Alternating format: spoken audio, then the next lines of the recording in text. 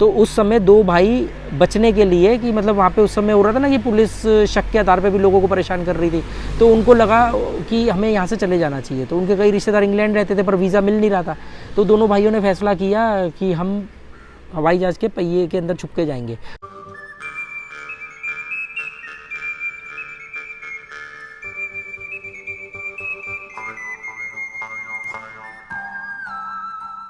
ये है कि आपका नुकसान और फ़ायदा इस बात के ऊपर टिका हुआ है कि आप में कितनी अकल है।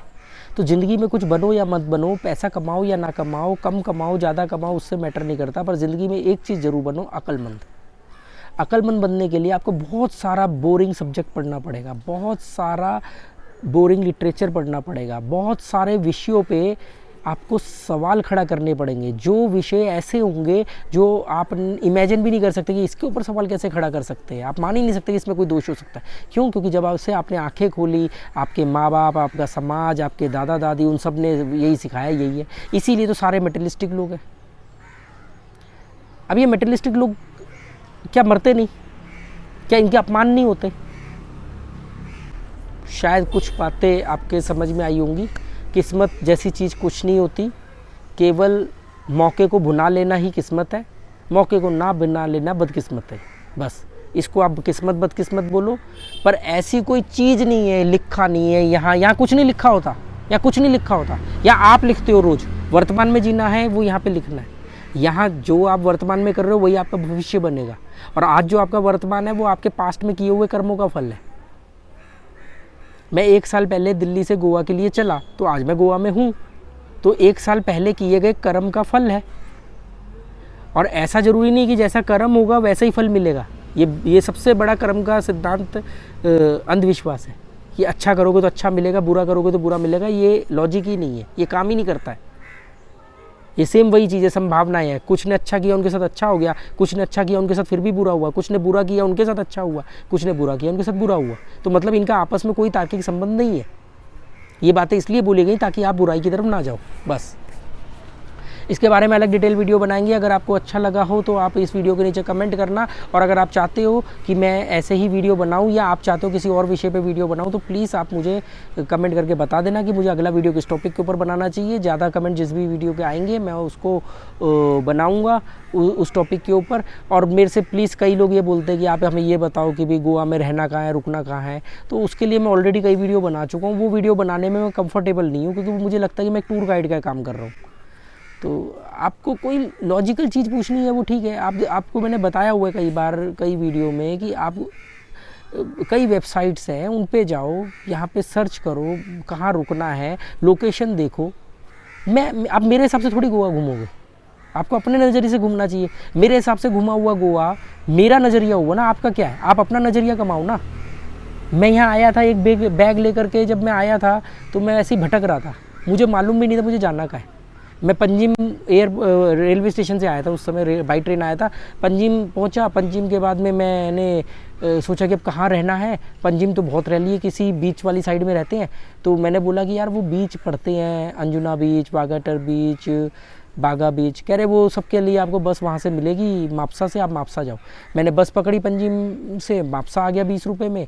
मापसा से उन्होंने पूछा कहाँ जाना है, मैंने कहा यार वागाटर अंजुना बीच बोल दिया मैंने। तो अंजुना बीच की बस जा रही थी, उसमें बैठ गया।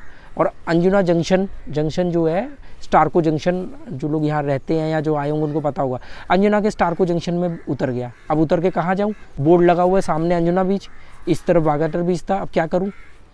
तो वहीं पास में कोई दुकान बंद थी, तो उसके बाहर जो स्पेस होता है वहाँ बैठा फ़ोन पे गया booking.com पे, अपनी लोकेशन के आसपास में मैंने रहने की जगह ढूंढी। मुझे 200 रुपये में डॉर्मेट्री में जगह मिल गई, टेंट हाउस मिल गया, मतलब टेंट के अंदर रहने के लिए मिल गया 200 रुपये पर डे पे, इंक्लूडिंग ब्रेकफास्ट। मैं वहाँ चले गया। 2 महीने में एक छोटे से सिंगल टेंट के अंदर रहा। 2 महीने एक छोटा सा टेंट, 3 बाई 6 का, 3 बाई 5.5 का टेंट, उसके अंदर मैं 2 महीने रहा, 200 रुपये पर डे पे। और वहाँ रहा, ये यहीं थोड़ा सा आगे जगह है, वहाँ रहते रहते मैं सारी जगह को एक्सप्लोर किया। लगा कि यार ये जगह बहुत अच्छी है, और आज इत्तेफाक से हो। तो ऐसे थोड़ी कि मैं कोई टूर बना के मैं निकला था। मुझे मालूम है अपनी सकारात्मकता पे, अपने लॉ ऑफ अट्रैक्शन पे मुझे सही जगह पहुँचाएगा। आपको अपने ऊपर ही विश्वास नहीं है, मन के हारे हार। मैं कभी हार मानता नहीं। मेरे आप हाथ काट दोगे, मैं पैर से तबला बजाना शुरू कर दूंगा, अगर बजाना आता हो या बजाने की। एक एग्जांपल दे रहा हूँ कि मतलब कुछ नहीं हो सकता। एक किस्मत विस्मत जैसी कोई चीज़ नहीं होती। आप सिंपल सी बात मानो, ये आपको कमज़ोर करती है, आपको मेंटली वीक बना देगी। आप अभी यूट्यूब पे जाना, एक सर्च करना कि वो कौन सा बंदा है जो इंडिया से इंग्लैंड गया था फ्लाइट के पहिए के अंदर छुप के, तो आपको मालूम पड़ेगा। बीबीसी में भी उसका पूरा आधे घंटे का एक एपिसोड है, इंटरव्यू है। दो भाई, जब पंजाब में टेररिज्म चल रहा था, पंजाब में आतंकवाद था, तो उस समय दो भाई बचने के लिए, कि मतलब वहाँ पे उस समय हो रहा था ना कि पुलिस शक के आधार पे भी लोगों को परेशान कर रही थी, तो उनको लगा कि हमें यहाँ से चले जाना चाहिए। तो उनके कई रिश्तेदार इंग्लैंड रहते थे पर वीज़ा मिल नहीं रहा था, तो दोनों भाइयों ने फैसला किया कि हम हवाई जहाज़ के पहिए के अंदर छुप के जाएंगे। उन्होंने 2 दिन दिल्ली के एयरपोर्ट के आसपास घूमे। सोचो, मतलब 20-25 साल पुरानी बात है, तो उस समय इतनी सिक्योरिटी भी नहीं होती होगी। 20-25 भी नहीं, शायद 30 साल पुरानी बात है। आपको सारा डिटेल मिल जाएगा। वो दोनों भाई किसी तरीके से कार्गो वार्गो वाली साइड से दीवार जंप करके एयरपोर्ट के अंदर घुस के इंग्लैंड जाने वाली फ़्लाइट का सब उन्होंने पता कर रखा था, और उसके पहिए के अंदर उनको मालूम था कि जो आगे वाला पहिया है उसके दोनों तरफ एक अच्छा खासा स्पेस होता है। वो दोनों भाई वहाँ पर छुप गए, और वो फ़्लाइट ने टेक ऑफ कर लिया। कुछ 6-8-10 घंटे बाद जब वो फ़्लाइट जब भी वहाँ पहुँची, नहीं वहाँ नहीं पहुँची, कमाल की बात हुई क्या, एक बड़ा मज़ेदार इंसिडेंट है। एक घर के वहाँ पे ये बात का खुलासा कैसे हुआ, इंग्लैंड में, वो इंग्लैंड की ही है वो, कौन सा एयरपोर्ट है, उस हिथ्रो एयरपोर्ट है शायद, पता नहीं कौन सा, उस एयरपोर्ट के पास में एक घर के ऊपर एक लाश मिली। पुलिस आई, पुलिस ने कहा यार ये लाश की तो हालत बहुत ख़राब है, वो लाश जैसी दिख भी नहीं रही थी, डमी टाइप का कुछ लग रहा था। तो वो मालूम पड़ा कि वो फिर उसको चेक किया, वो लाश निकली। अब वो लाश आई कहाँ से, तो मालूम पड़ा लाश कहीं से गिरी है।